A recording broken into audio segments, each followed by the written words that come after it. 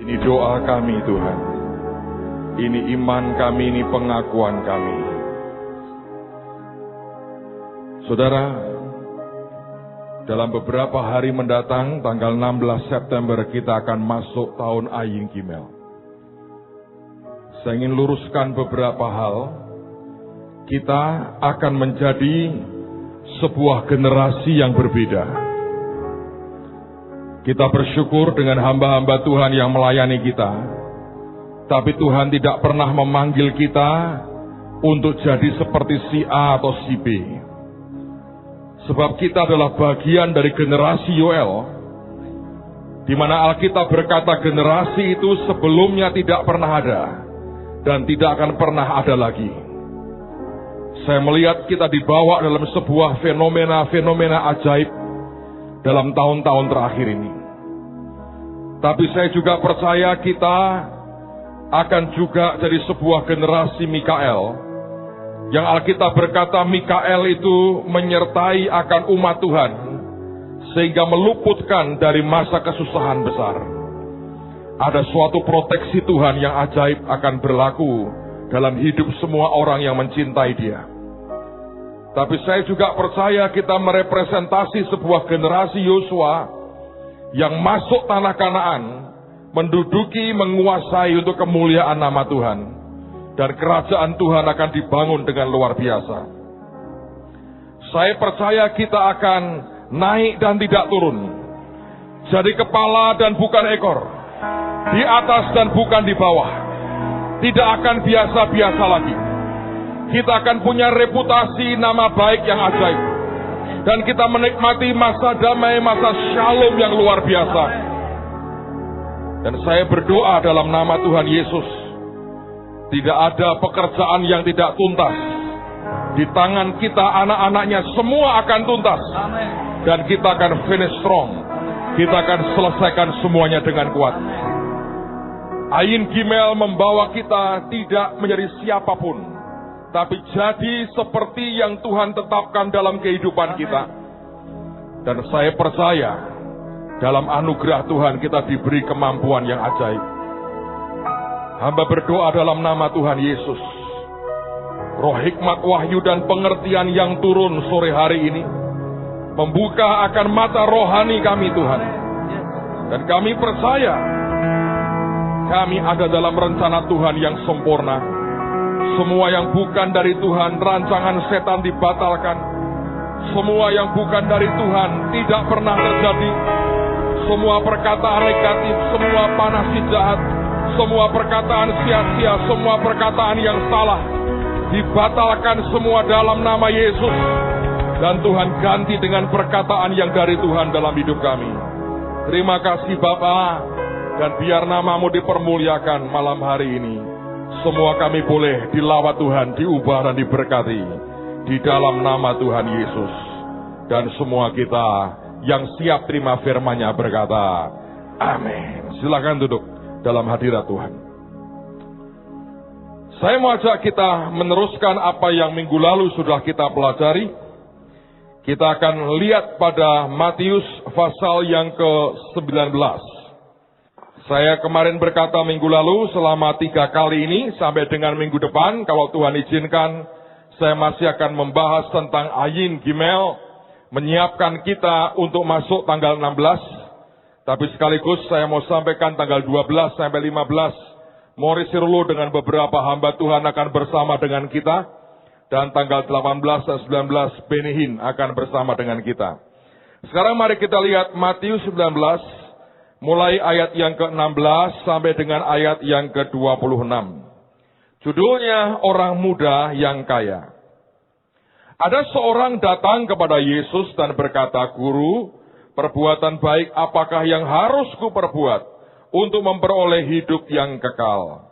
Jawab Yesus, apakah sebabnya engkau bertanya kepadaku tentang apa yang baik?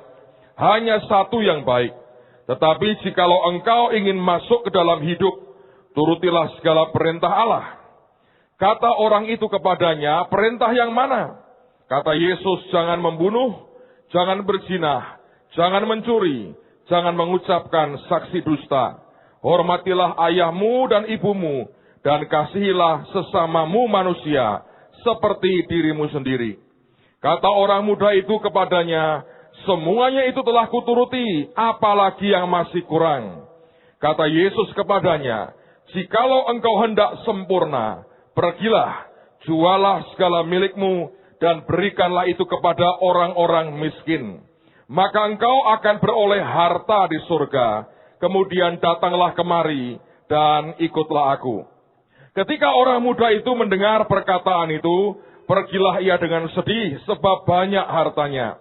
Yesus berkata kepada murid-muridnya, aku berkata kepadamu, sesungguhnya sukar sekali bagi seorang kaya untuk masuk ke dalam kerajaan surga. Sekali lagi aku berkata kepadamu, lebih mudah seekor onta masuk melalui lubang jarum daripada seorang kaya masuk ke dalam kerajaan Allah. Ketika murid-murid mendengar itu, sangat gemparlah mereka dan berkata, jika demikian, siapakah yang dapat diselamatkan? Yesus memandang mereka dan berkata, bagi manusia hal ini tidak mungkin, tetapi bagi Allah segala sesuatu mungkin. Saudara sekalian, tahun Ayin Gimel, kata Gimel sendiri, itu sebuah huruf atau kata yang arti hurufiahnya adalah onta. Tapi bagian mana yang kita mau lihat pada hari ini? Saudara, ada hal yang menarik dari kata Gimel itu. Kalau Anda perhatikan kata Gimel, orang mengatakan ya hurufiahnya adalah onta. Tapi ini termasuk satu di antara huruf Yahudi, ini huruf ketiga, yang sebetulnya di atasnya ada mahkotanya. Saudara, ini poin pertama. Jadi, Tuhan mau berkata, masuk Ayin Gimel, ada mahkota yang tersedia.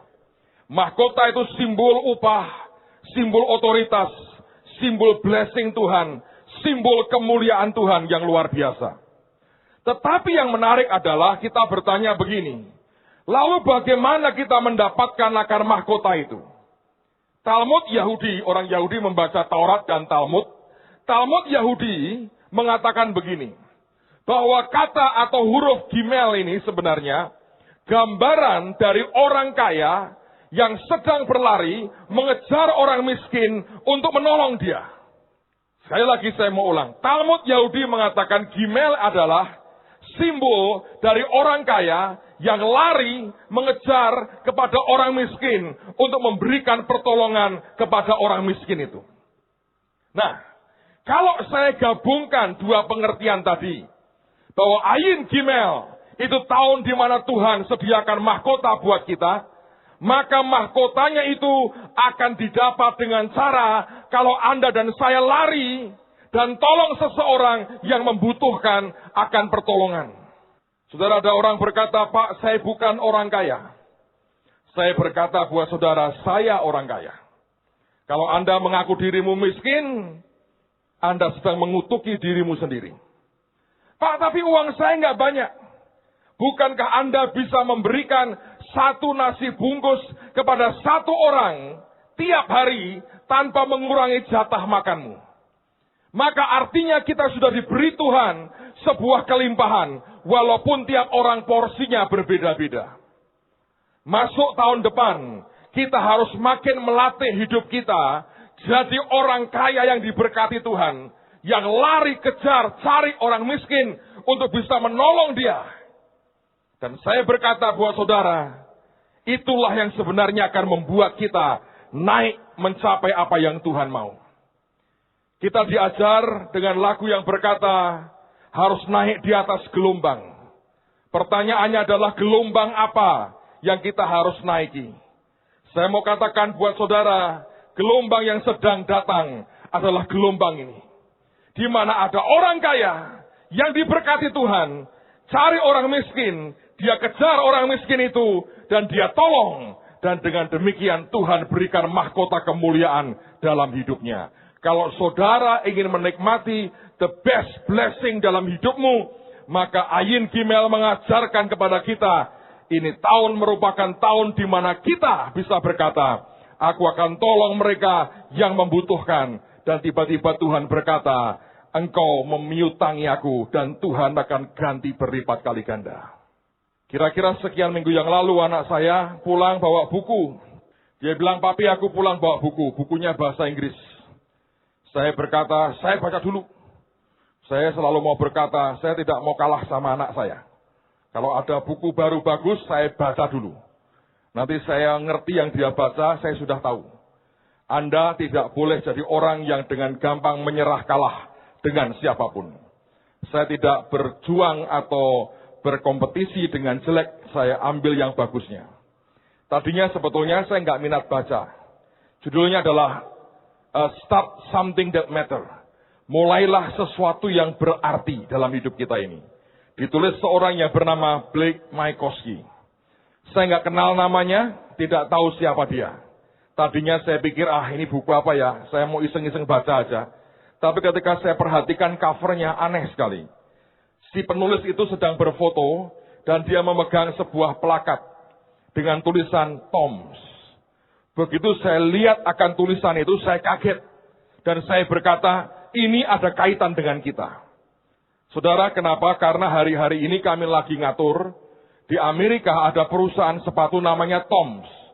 Dan Toms ini perusahaan sepatu yang menawarkan kepada kita ingin memberikan sumbangan 50.000 pasang sepatu untuk Indonesia. Dan kemudian saya tahu bahwa Toms ini punya filosofi aneh. Kalau kamu beli sepasang sepatu dari aku, maka otomatis kamu juga nyumbang sepasang sepatu kepada orang miskin di dunia lain, di dunia ketiga. Jadi dia ini orang atau kelompok yang terkenal sosial. Nah, saya nggak terlalu kenal siapa pemiliknya. Buku itu mendorong saya membaca. Saya mau ceritakan buat saudara supaya Anda nangkap. Saudara, Blake Mycoskie ini satu hari pergi ke Argentina. Dan sampai di sana dia sebetulnya hanya jalan-jalan, lalu kemudian dia lihat seorang wanita yang mencoba untuk mencari sumbangan donasi berupa sepatu. Dan khususnya sepatu anak. Dia tanya kepada wanita ini, ngapain kamu kok cari sumbangan sepatu? Oh, dia bilang kamu nggak tahu. Di Argentina banyak anak tidak bisa pakai sepatu. Dan mereka luka kakinya, bengkak, infeksi dan sebagainya. Dia bilang, aku nggak percaya. Di kota semuanya baik. Dia bilang, coba kamu ke desa. Dia penasaran, dia ke desa, dia melihat fakta. Anak-anak dengan sepatu yang tidak pakai sepatu. Kaki-kaki kecil yang telanjang dan kemudian luka dan sebagainya. Hatinya terenyuh. Lalu dia berkata begini, bagaimana caranya ya aku bisa tolong anak-anak di Argentina? Dia mencoba untuk berpikir keras dan dia berkata, aku akan minta donasi. Aku akan cari donatur. Aku akan minta sumbangan. Kemudian dia buat list nama berapa teman yang dia punya di Amerika. Tapi kemudian dia debat lagi, dia berkata, berapa kali teman-temanku ini akan mau tolong aku. Mau tolong mereka. Tanpa mereka letih. Berapa kali mereka tidak akan bosan mengulurkan tangan untuk menolong mereka yang miskin. Dan ujungnya dia berkata, pasti tidak akan tahan lama dan mereka akan berhenti karena mereka letih. Dan dari situlah timbul sebuah gagasan yang berkata begini, aku akan buat pabrik sepatu. Lebih baik begitu. Di mana keuntungan sebagian besar aku bisa berikan kepada mereka, sehingga semua anak di dunia bisa pakai sepatu. Lalu kemudian dia mulai mendesain sepatu, dasarnya itu sepatu yang dipakai oleh orang-orang Argentina. Dia mengatakan model begini nggak laku di Amerika. Dia modifikasi. Kemudian dia buat beberapa ratus pasang, dia bawa masuk ke Amerika. Di Amerika dia masukkan lewat internet, tapi kemudian dia ngobrol dengan teman-temannya. Ceritanya ini menggugah hati banyak orang yang berkata, kamu ini ajaib ya. Kamu memulai bisnis dengan tujuan menolong orang. Biasanya orang memulai bisnis dengan tujuan keuntungan, sebagian dia akan berikan untuk menolong orang. Tapi kamu ini beda. Kamu mulai dengan tujuan memang untuk menolong banyak orang. Lalu mereka cerita ke banyak orang, sampai kemudian diliput oleh televisi dan diliput oleh media yang lain. Dalam waktu singkat, sepatu yang dia bawa dari Argentina terjual habis. Dia harus terbang ke Argentina untuk buat lagi. Dan itulah awal di mana yang namanya Blake Mycoskie ini begitu ajaib. Dan dia menghasilkan akan sepatu yang diberi nama Toms. Toms artinya tomorrow's shoes atau sepatu masa depan. Saudara, saya mendengar cerita ini dan Tuhan berkata, inilah gelombang baru yang sedang datang. Inilah masuk Ayin Gimel. Kamu harus jadi anak-anak Tuhan yang lari kepada orang yang miskin untuk tolong mereka dan dukung mereka dan lakukan sesuatu. Dan Tuhan berkata, sebab itu akan merupakan sebuah cara untuk engkau mengalami sebuah kehidupan yang ajaib. Sebenarnya kira-kira sebulan yang lalu, bahkan sebelum saya cerita ini, kepala sekolah SMA kita, Pak Otu, mendatangi saya. Dia bilang, Pak, saya mau sharing hati saya. Dan saya melihat inilah sebuah gelombang yang ajaib. Dia berkata, satu hari, Pak, saya ini lagi mau isi bensin. Sampai di SPBU, yang layani saya, pegawainya kaget saya. Ternyata adalah bekas anak didik saya. Lulusan SMA terbang. Dia berkata, nggak ada yang salah dengan kerjaan seperti itu. Tapi hati saya berkata, aku didik kamu 3 tahun. Untuk kamu bisa kuliah. Dan kamu jadi sarjana. Tapi kenapa kerja dan berhenti kuliah? Dia tanya kepada bekas anak didiknya dan mereka berkata, dia berkata, ya bapak tidak punya uang untuk membiayai saya kuliah. Saya nggak punya biaya untuk kuliah. Jadi saya kerja saja. Dan dia berkata, Pak, hati saya terganggu sekali. Lalu kemudian dia berkata kepada saya, apakah bisa kita buat sebuah badan unit usaha yang kita sebut sebagai student company, sebuah perusahaan pelajar yang kerja anak-anak pelajar dan mahasiswa kita, supaya dengan pekerjaan itu kita atur waktunya, mereka bisa dapat biaya untuk kuliah mereka sampai sarjana. Dan saya terharu sekali dengan sebuah visi seperti itu.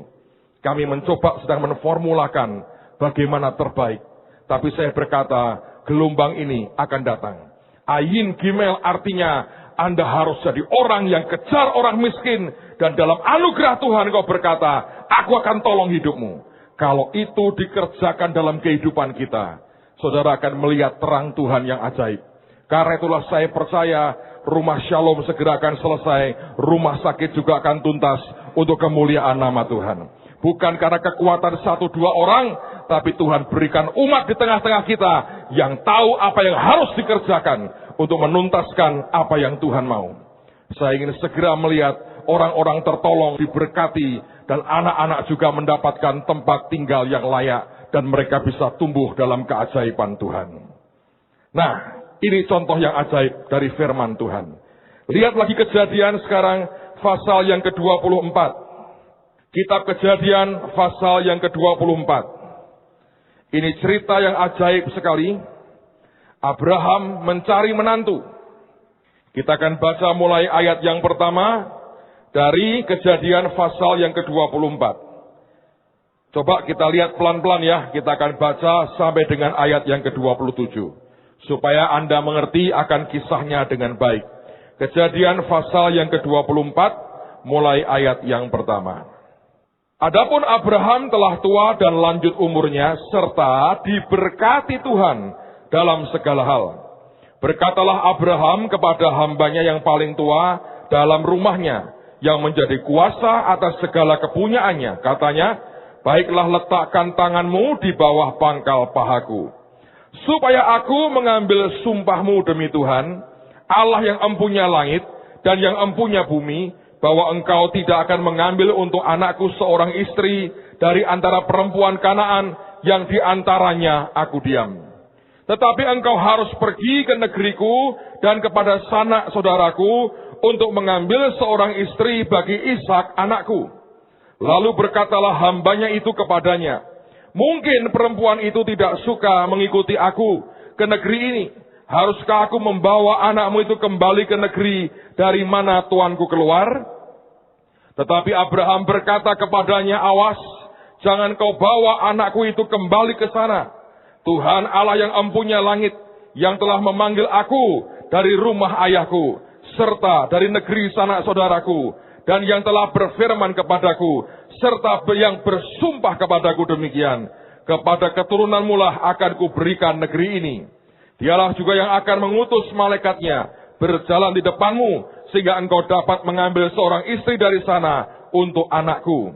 Tetapi jika perempuan itu tidak mau mengikuti engkau, maka lepaslah engkau dari sumpahmu kepadaku ini. Hanya saja, janganlah anakku itu kau bawa kembali ke sana. Lalu hamba itu meletakkan tangannya di atas pangkal paha Abraham tuannya, dan bersumpah kepadanya tentang hal itu. Ayat 10. Kemudian hamba itu mengambil 10 ekor dari unta tuannya, dan pergi dengan membawa berbagai-bagai barang berharga kepunyaan tuannya. Demikianlah ia berangkat menuju arah Mesopotamia ke kota Nahor. Di sana disuruhnyalah unta itu berhenti di luar kota dekat suatu sumur pada waktu petang hari, waktu perempuan-perempuan keluar untuk menimba air. Lalu ia berkata, Tuhan Allahku, Tuhan Allah Tuanku Abraham, buatlah kiranya tercapai tujuanku pada hari ini. Tunjukkanlah kasih setiamu kepada Tuanku Abraham. Di sini aku berdiri di dekat mata air, dan anak-anak perempuan penduduk kota ini datang keluar untuk menimba air. Kiranya terjadilah begini. Anak gadis kepada siapa aku berkata, tolong miringkan buyungmu itu supaya aku minum. Dan yang menjawab, minumlah, dan onta-ontamu juga akan kuberi minum. Dialah kiranya yang kau tentukan bagi hambamu Ishak. Maka dengan begitu akan ku ketahui bahwa engkau telah menunjukkan kasih setiamu kepada tuanku itu. Sebelum ia selesai berkata, maka datanglah Ribkah yang lahir bagi Betuel, anak laki-laki Milka, istri Nahor, saudara Abraham, buyungnya dibawanya di atas bahunya. Anak gadis itu sangat cantik parasnya, seorang perawan, belum pernah bersetubuh dengan laki-laki. Ia turun ke mata air itu dan mengisi buyungnya, lalu kembali naik. Kemudian berlarilah hamba itu mendapatkannya, serta berkata, tolong beri aku minum air sedikit dari buyungmu itu. Jawabnya, minumlah Tuan. Maka segeralah diturunkannya buyungnya itu ke tangannya, serta diberikannya dia minum. Setelah ia selesai memberi hamba itu minum, berkatalah ia, baiklah untuk unta-ontamu juga kutimba air, sampai semuanya puas minum. Kemudian segeralah dituangkannya air yang di buyungnya itu ke dalam palungan. Lalu berlarilah ia sekali lagi ke sumur untuk menimba air, dan ditimbanyalah untuk semua unta orang itu. Dan orang itu mengamat-amatinya dengan berdiam diri untuk mengetahui apakah Tuhan membuat perjalanannya berhasil atau tidak. Setelah unta-unta itu puas minum, maka orang itu mengambil anting-anting emas yang setengah shikal beratnya, dan sepasang gelang tangan yang 10 shikal emas beratnya, serta berkata, anak siapakah engkau? Baiklah katakan kepadaku, adakah di rumah ayahmu tempat bermalam bagi kami? Lalu jawabnya kepadanya, ayahku Betuel anak Milka yang melahirkannya bagi Nahor. Lagi kata gadis itu, baik jerami, baik makanan unta, banyak pada kami, tempat bermalam pun ada. Lalu berlututlah orang itu dan sujud menyembah Tuhan serta berkata, terpujilah Tuhan Allah Tuanku Abraham, yang tidak menarik kembali kasihnya dan setianya dari tuanku itu, dan Tuhan telah menuntun aku di jalan ke rumah saudara-saudara tuanku ini. Saudara, ada 2 hal yang sebetulnya diminta oleh Eliezer. Ini gambaran Kristus dengan jemaatnya sebetulnya. Dan Eliezer artinya penolong, simbol daripada Roh Kudus. Abraham berkata, engkau harus cari istri buat anakku yang dari kaum keluargaku. Tapi kemudian oleh Eliezer, dia tambahi kriterianya. Bukan hanya darahnya adalah darah di mana darah yang sama mengalir pada Abraham. Bukan sekedar karena orang itu berhak dan layak terima akan sebuah warisan yang ajaib. Ingat, Abraham itu kaya raya. Tapi dia berkata, Tuhan, buatlah begini, bahwa anak gadis yang kepadanya aku minta minum, kalau itu pilihan Tuhan buat anak dari tuanku, maka dia bukan hanya memberi aku minum, tapi memberi juga onta-ontaku minum. Nah, Anda harus tahu, onta kalau minum itu haleluya, saudara. Itu 1 onta, 10 onta.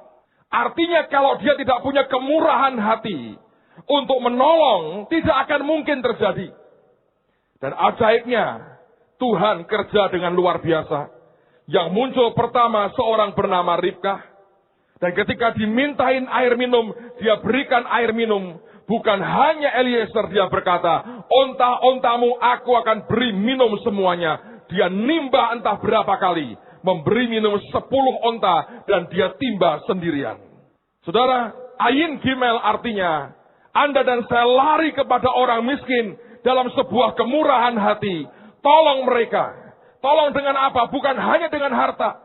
Tolong dengan Injil, tolong dengan kabar baik, supaya mereka mendengar kabar baik. Tiap kali engkau melihat orang susah di depan matamu, Anda harus berkata dalam hatimu. Jangan ngomong teriak-teriak ya. Nanti Anda ditempilingi orang, saudara. Ngomong di hati, ini onta-ontaku datang. Kalau ada orang susah, Anda mendengar sesuatu, ada siapapun, engkau dengar lagi susah. Dan engkau tahu kau bisa tolong, kau berkata, Tuhan, ini ontaku. Biar aku beri minum sampai puas. Aku kejar orang yang susah dan aku ulurkan pertolongan. Anda akan lihat pertolongan Tuhan itu ajaib. Saudara, tadi pagi saya khotbah yang sama dan Tuhan langsung memberi saya kesempatan untuk praktek. Tiap minggu selesai kebaktian, beberapa orang, kadang sedikit, kadang banyak, antri minta didoakan, konseling. Ya, saya layani the best yang saya bisa. Dan beberapa orang datang, didoakan, kita bicara, kasih nasihat, doain, mintakan berkat Tuhan. Tiba-tiba masuk kemudian setelah sekian orang, seorang bapak. Dan saya diberitahu, Pak, ini bapak ini mimpi dan mau sharing dengan bapak. Dia tidak berkata, saya butuh pertolongan. Dia hanya berkata, saya mau sharing mimpi saya. Belakangan dia berkata, mimpinya adalah, dia itu lagi berdoa katanya dengan saya mendoakan blessing, lalu hujan berkat itu turun. Dan dia berkata, Pak, hujan berkat itu nggak kelihatan mata, tapi real banget, bisa kayak kepegang, tapi nggak kelihatan mata. Cuman itu. Tapi sebelum dia cerita, begitu dia masuk ruangan saya di belakang, Roh Kudus berkata gini, tolongin dia. Saya bilang, Tuhan, aku tidak tahu persoalannya. Sekarang kau berkata, tolongin dia. Saya bilang, oke. Lalu kemudian dia berkata, Pak, ini mimpi saya. Terus dia berkata, tolong doakan saya, Pak, dengan pergumulan saya. Di situ saya tanya, Pak, kalau boleh tahu, Bapak ini pergumulannya apa? Dan tiba-tiba dia nangis, saudara. Dia nangis, dia berkata, sebenarnya saya bertekad tidak akan cerita, kecuali Bapak tanya. Dan dia berkata, kalau Bapak tanya, maka saya akan cerita. Dia berkata, saya ini sudah harus diusir dari rumah kontrakan saya. Dan saya tidak punya uang, Pak, untuk bayar rumah kontrakan saya. Lalu saya tanya, Bapak ini butuh uang berapa? Dia sebut angkanya. Roh Kudus berkata, ontamu itu. Anehnya, saya bilang, Tuhan ngomong gini, tolong dia. Saya bilang, berapa Pak? Sekian. Saya kasih duitnya sekarang. Saya kasih dia duit. Dia kaget, dia shock. Dia bilang, Pak, saya nggak minta itu. Saya tahu. Kalau Bapak minta, belum tentu saya beri. Tapi karena Tuhan yang suruh, saya lakukan bagian saya. Maka saya percaya hidup saya akan diberkati Tuhan. Bahkan berkelimpahan, lebih ajaib. Dan siapa yang mau ikut jejak saya angkat tangan supaya diberkati Tuhan, bagus. Ontamu datang, jangan kau sembelih, saudara. Ini ontanya, sembelih. Pak, ya ada onta sebelah saya ini. Tetangga saya, bukan sebelah, kalau sebelah maafkan saya. Tapi ini bocor, Pak. Minum bocor keluar. Ya disumbat dulu bocornya, saudara. Tapi saya berkata, mulai hari ini, tiap ada kesempatan tolong orang, lakukan sesuatu. Kalau Tuhan ngomong, ontamu. Amen, saudara. Saya berdoa, kita bisa buat. Pak, apa harus uang, Pak? Enggak. Beberapa hari yang lalu, Pak Stefanus, BB saya, Pak, tolong Bapak, ini Pak, kalau mau bagus, ada cerita bagus, story bagus. Di YouTube. Judulnya Validation. Coba Bapak nonton deh. Bagus Pak. Hanya 16 menit. Saya, ya oke. Tapi saya lupa karena banyak kerjaan. Hari kemarin Sabtu, pas siang-siang saya pas agak longgar waktunya, saya ingat BB-nya Pak Stefanus. Jadi saya cari di YouTube, judulnya Validation. Saya mau cerita ringkasannya, 16 menit saya ringkas seringkas saya. Supaya Anda mengerti, engkau bisa tolong orang dengan banyak hal. Di Amerika itu sebagai dasar ya, kalau Anda punya gedung besar atau Anda punya mall, seringkali orang memberikan servis, di mana parkirnya gratis. Tetapi untuk Anda bisa parkir gratis, Anda harus melewati satu tempat, di mana ada tukang parkirnya, yang bukan markiri Anda enggak. Tukang parkir ini cuma ngecap, menandakan bahwa betul-betul Anda itu berkunjung ke gedung itu, ke mall itu. Jadi dengan cap itu, dengan tulisan valid atau validation, maka kemudian Anda bisa keluar dan tidak usah bayar. Itu sebuah servis yang diberikan. Karena ada banyak gedung yang parking lot-nya itu bayar. Kalau bayar itu mahal. Tapi kalau ada kepentingan di situ, nah maka orang itu akan dapat cap. Nah, ada seorang baru, tukang parkir baru, masih muda, rambutnya keribu, brewok begitu. Dan dia adalah orang yang kerjanya cuma ngecapi tiket parkir. Sebetulnya gampang, tinggal datang dicap pergi, datang dicap pergi. Tapi ini orang berbeda. Masuklah seorang pria dengan wajah kucel, pakaiannya sudah nggak karu-karuan, jalan dengan mungkin sudah agak lemes. Datang dengan membawa akan tiketnya dan berharap dicap dan dia mau pergi. Dan begitu mendekat dia berkata, wah, dia berkata, Anda itu orang yang luar biasa loh. Ini orang kaget. Excuse me. Ya, Anda itu orang yang luar biasa. Dari caramu saya melihat dari dalammu itu ada kekuatan yang ajaib. Anda pas seorang pekerja keras yang loyal dan hebat. Dia kaget. Belum pernah ada orang ngomong seperti itu ke saya. Dari mana kamu tahu? Ya, dari penampilan, dari gayamu, dari bicaramu. Anda kelihatan sedih aja, tetap berkualitas katanya. Dia senang. Betul begitu? Betul katanya. Dia ketawa, senyum. Dicap, keluar, thank you ya. Masuk seorang wanita. Wajahnya serem, menakutkan gitu. Lalu kemudian dia berkata lagi, wah, kalau dari tulang pipimu ya, aku melihat Anda ini wanita hebat. Anda itu punya garisnya itu, wajahmu itu kecantikan, itu beauty-nya dari dalam. Dari luar emang jelek. Dia bilang, dari dalam. Itu kecantikannya bisa begitu muncul. Hanya karena aku lihat dua tulang pipi yang begitu menonjol. Itu luar biasa. Dan tiba-tiba wanita pakai das. Kenapa kamu ngomong begitu? Ya, tidakkah kamu tiap hari ketika kamu bercermin, kamu lihat seseorang dengan kecantikan alami yang begitu mengagumkan? Dan wanita kalau usah dipuji begitu langsung agak nervous, saudara. Betul. Iya.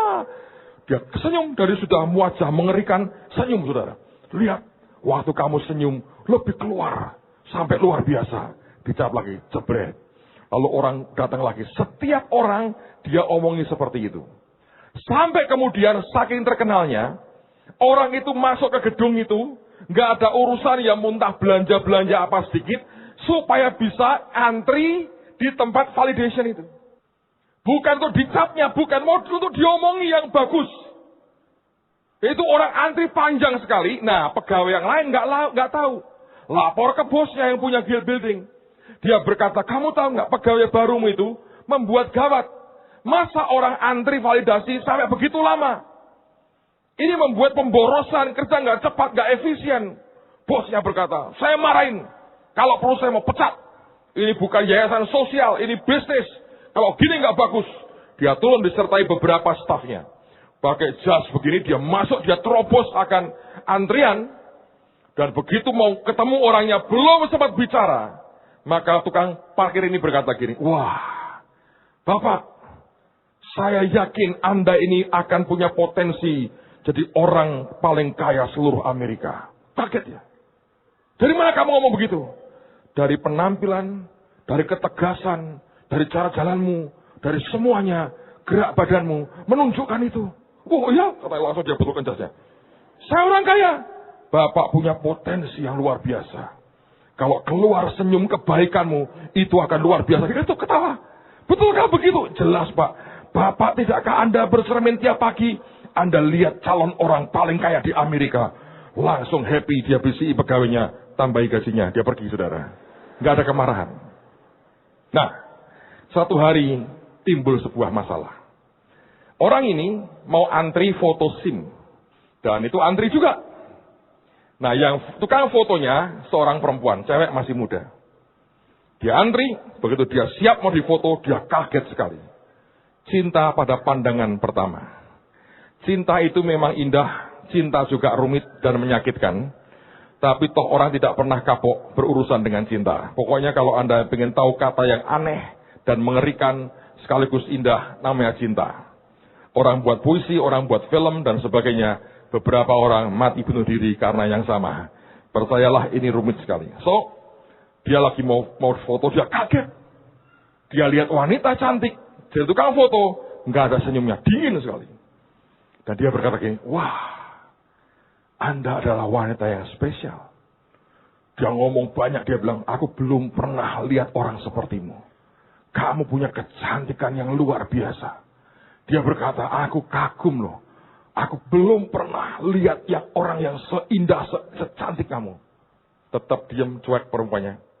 Mau foto atau tidak? Ya mau, dia ketawa. Foto SIM tidak boleh dengan ketawa. Kenapa? Dia bilang. Dia coba jelaskan.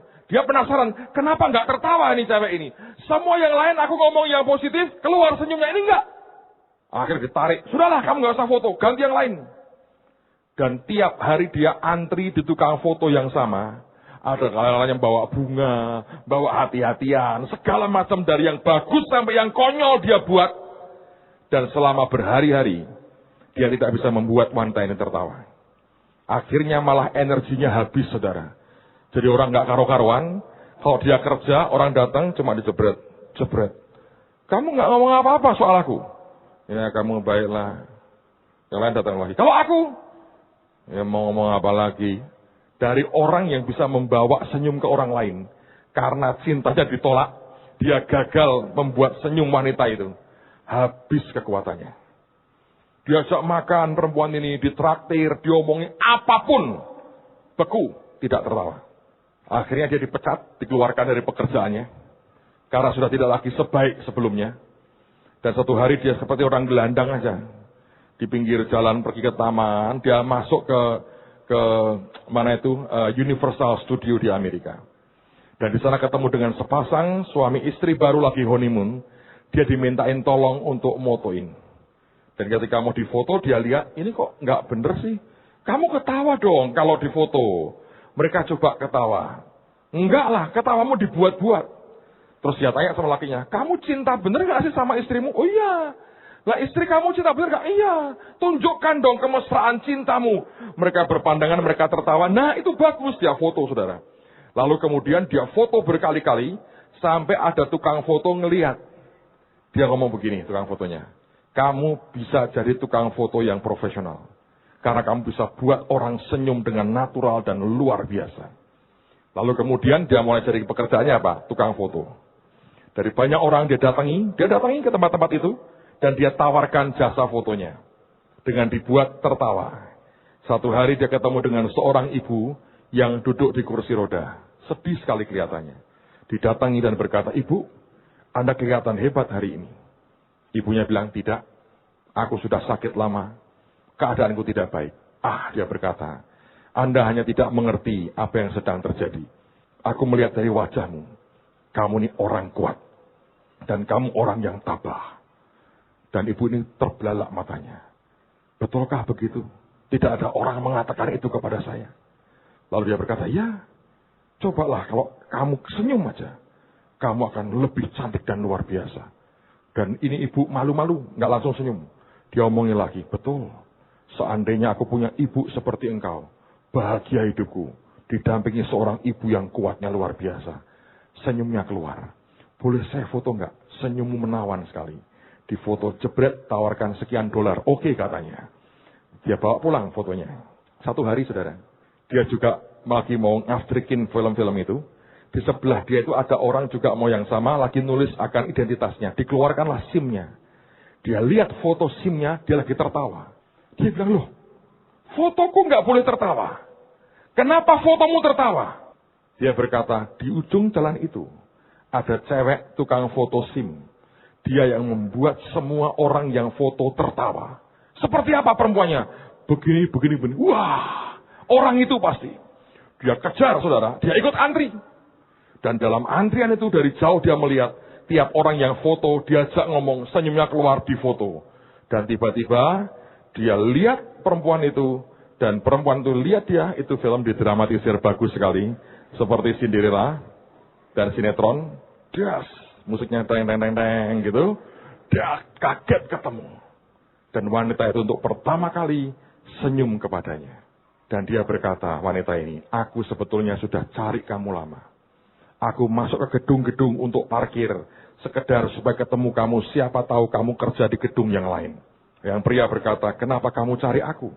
Dia mengatakan, kamu mengubah hidupku. Dia bilang, enggak. Aku mencoba mengubah dan membuat kamu tertawa. Dan aku gagal. Wanita ini berkata, sebab kamu tidak tahu rahasianya. Ditunjukkanlah foto di mana ibu yang lumpuh itu sudah difoto dia dengan senyum. Dia berkata, ini adalah ibuku. Dia berkata, sejak ayahku meninggal, ibuku sakit dan tidak pernah senyum. Dari kecil aku tidak pernah lihat dia senyum. Tidak ada orang yang ngajari aku untuk senyum. Dan aku tidak melihat alasan untuk bisa senyum. Yang aku lihat ibu yang menderita bertahun-tahun. Tapi satu hari dia pulang dengan senyum yang lebar. Dia bawa fotonya. Dan dia cerita seseorang telah memfoto dia dan membuat dia tertawa. Dan aku tanya, seperti apa orangnya? Ketika dia cerita, aku tahu itu pasti kamu. Dan dia berkata, sejak ibuku tersenyum, aku juga tahu bagaimana tersenyum. Akhirnya kawin, honeymoon, keliling dunia, dan filmnya selesai. Dan saya cerita kepada saudara. Coba ngomong kepada sebelahmu, dan berkata, kamu lihat aku bisa senyum tidak? Mungkin sebagian berkata, waduh, aku nak didelok iki kok sebel. Wong utangnya urung bayar mbak aku loh. Mau tak guyu malah dianggap lunas.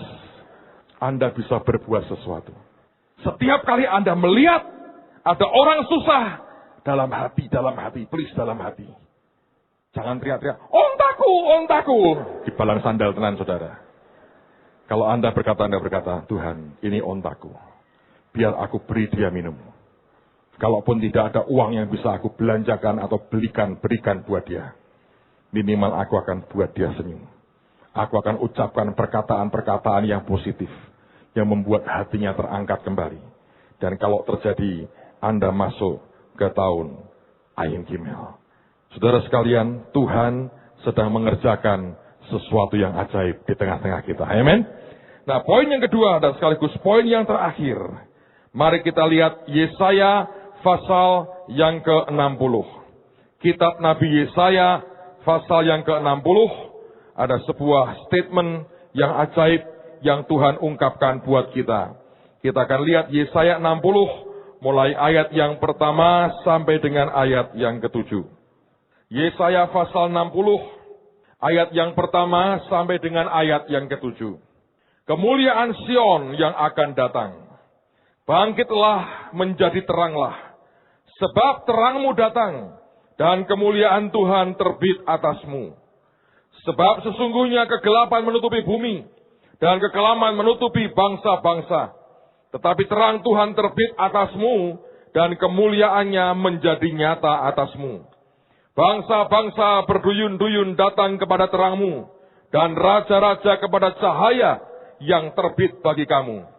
Angkatlah mukamu dan lihatlah ke sekeliling. Mereka semua datang berhimpun kepadamu. Anak-anakmu laki-laki datang dari jauh, dan anak-anakmu perempuan digendong.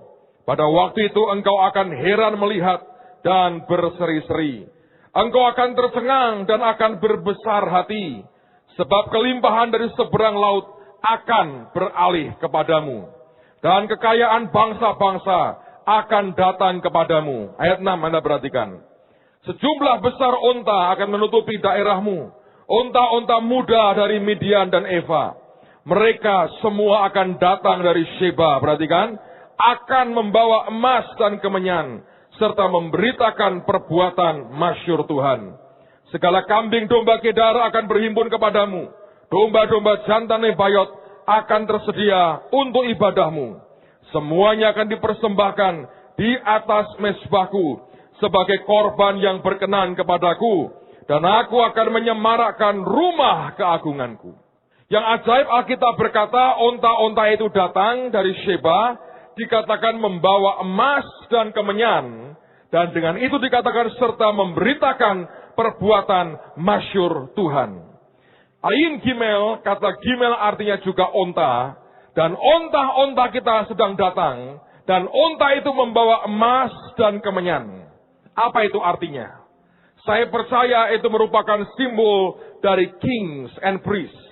Emas merupakan simbol raja-raja, simbol kemuliaan, simbol kekayaan yang ajaib.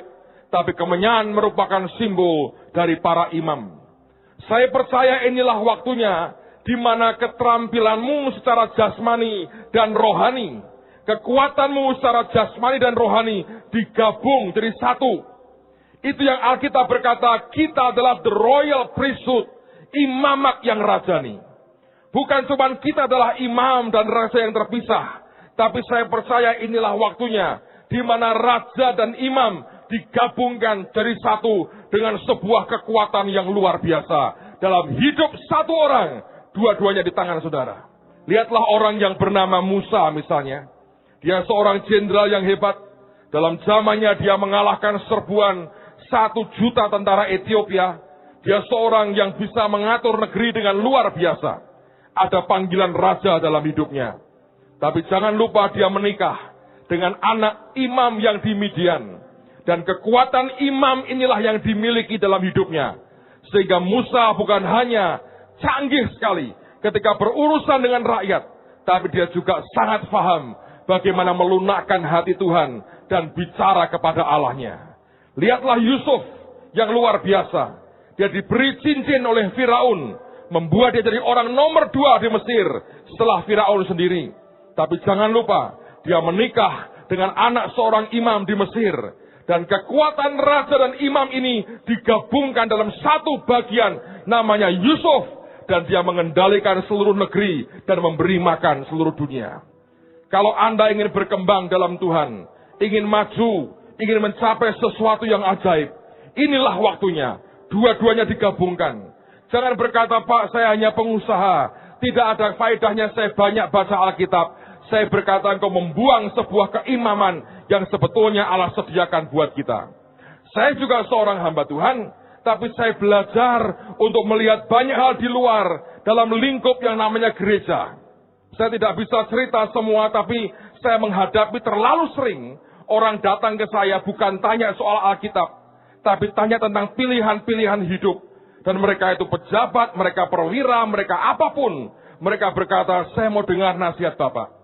Jangan dikira semuanya Kristen. Tidak, sebagian besar yang datang ke saya bukan beragama Kristen. Mereka berkata, Pak, beri saya masukan, beri saya sebuah arahan. Apa yang harus saya lakukan? Satu hari saya diundang di sebuah daerah. Komandannya kumpulkan semua staf dan anak buahnya. Ada belasan orang. Dan dia berkata kepada saya, Pak, tolong berikan pengarahan kepada anak buah saya. Apa yang harus saya katakan? Kalau saya berkata, saya cuma imam. Saya nggak menyentuh akan hal-hal yang di dunia. Saya nggak ngerti kerjaan raja. Maka hari itu saya membuang sebuah peluang untuk memberkati begitu banyak orang yang punya power di lapangan dan bisa mempengaruhi akan hidup orang-orang sekitarnya. Saya mau berkata buat saudara, mari kita harus bergerak dengan cara seperti ini. Gabungkan kekuatan raja dan imam di tengah-tengah kita. Anda tahu bagaimana nyembah Tuhan dengan benar. Anda tahu menyukakan hati Tuhan. Anda juga keluar menjarah dengan kuat. Karena pengurapan itu ada pada kita. Jadilah imamat yang rajani. The royal priesthood. Onta-onta kita sudah datang. Jangan pernah dilewatkan. Dia bawa emas. Dia bawa kemenyan. Dan ketika Ribkah memberi minum onta-onta Eliezer, bukankah seluruh yang ada dibawa oleh Eliezer diberikan kepadanya? Dan bukan hanya itu, 10 ekor onta diberi minum, membuat dia dinaikkan Tuhan begitu ajaib. Dari istri orang yang bernama Ishak, simbol dari Yesus. Bukan hanya itu, Ribkah adalah bagian dari nenek moyang Tuhan Yesus sendiri.